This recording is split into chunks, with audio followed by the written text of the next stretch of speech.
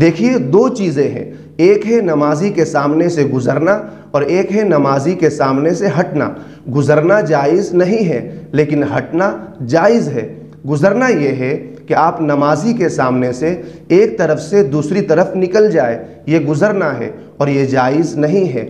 نبی کریم صلی اللہ علیہ وسلم نے ارشاد فرمایا، لو یعلم المار بین یدی المصلی ماذا علی لکان ان یقف 40 خیر لہ من ان یمر بین یدی، یعنی اگر نمازی کے سامنے سے گزرنے والے کو پتہ چل جائے کہ کتنا بڑا گناہ ہے تو اگر اسے 40 سال بھی انتظار کرنا پڑے وہ اس کو گوارا کر لے گا، لیکن نمازی کے سامنے سے نہیں گزرے گا۔ تو نمازی کے سامنے سے گزرنا جائز نہیں ہے لیکن نمازی کے سامنے سے ہٹنا جائز ہے۔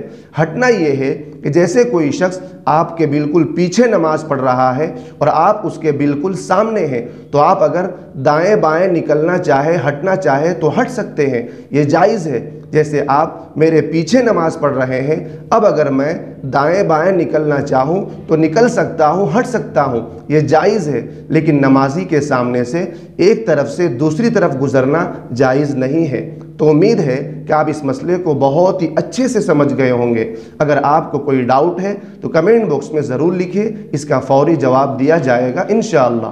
اور ایک چھوٹی سی گزارش تھی کہ چینل کو سبسکرائب نہیں کیے ہیں تو سبسکرائب کر لیجئے۔ شکریہ، والسلام علیکم ورحمۃ اللہ وبرکاتہ۔